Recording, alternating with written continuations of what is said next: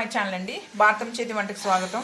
ముడిబద్దల చట్నీ అంటామండి మా ఆంధ్ర సైడ్. పచ్చి దోసకాయతో ఎలా చట్నీ చేసుకోవాలి చేసి చూపిస్తాను. చాలా టేస్టీగా ఉంటుంది. పచ్చి దోసకాయ ముక్కలు అండి. పచ్చిమిర్చి 11 తీసుకున్నాను. కొంచెం చింతపండు నానబెట్టాను. ఎలా చేసేది మీ ప్రాసెస్ చూపిస్తాను. ఆయిల్ కాగిందండి. మిర్చి వేయించుకుందాం. మిర్చి ఎప్పుడు ముక్కలు చేసి వేసుకోండి. చేయాల్సిందండి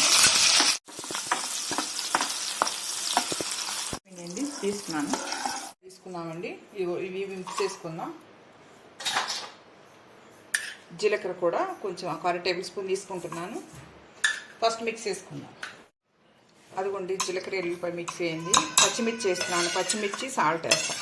కొత్త వాళ్ళు కూడా చేసుకునేట్టుగా మీకు ఈజీగా ప్రాసెస్ చూపిస్తాను. సాల్ట్ 1 స్పూన్ వేస్తున్నాను. తర్వాత మనం చూసేసుకుందాం. మిక్స్ చేసుకుందామండి. మళ్ళీ కొంచెం చింతపండు నానబెట్టండి. కొర అన్నారా, ఇదిగోండి వేసుకుందాం. ఇది కూడా వేసుకుని మిక్స్ చేసుకుందాం. మిక్స్ చేసానండి, నలిగింది.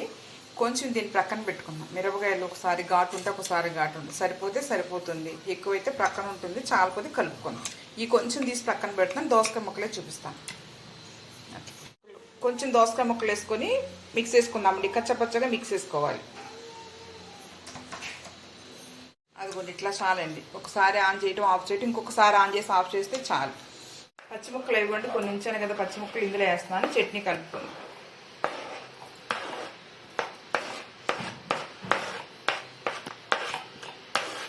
అదిగోండి మిక్స్ చేసిన చట్నీ కూడా వేస్తున్నాను ఇందులో. అన్నీ కలుపుకుందాం.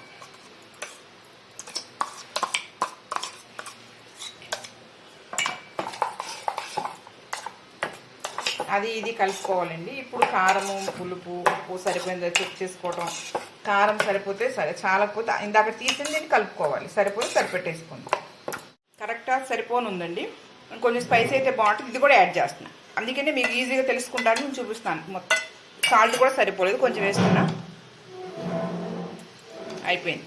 దీనికి తాలింపు వేసుకున్నాను.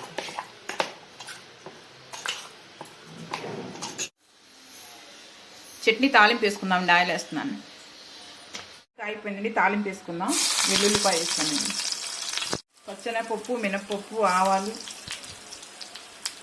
జీలకర్ర, ఎండుమిర్చి, ఇంగ వేసుకున్నామండి.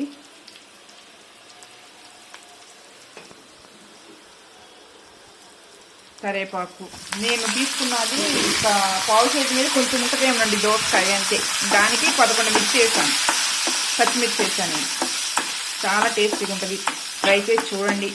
సబ్స్క్రైబ్ చేయండి, లైక్ చేయండి, షేర్ చేయండి. Thank you. వేస్తున్నాను.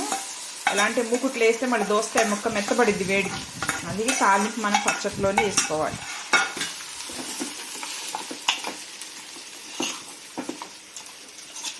ఇదిగోండి చాలా చాలా టేస్టీగా ఉంటుంది. మీరు కూడా చేసుకొని ట్రై చేసి చూడండి.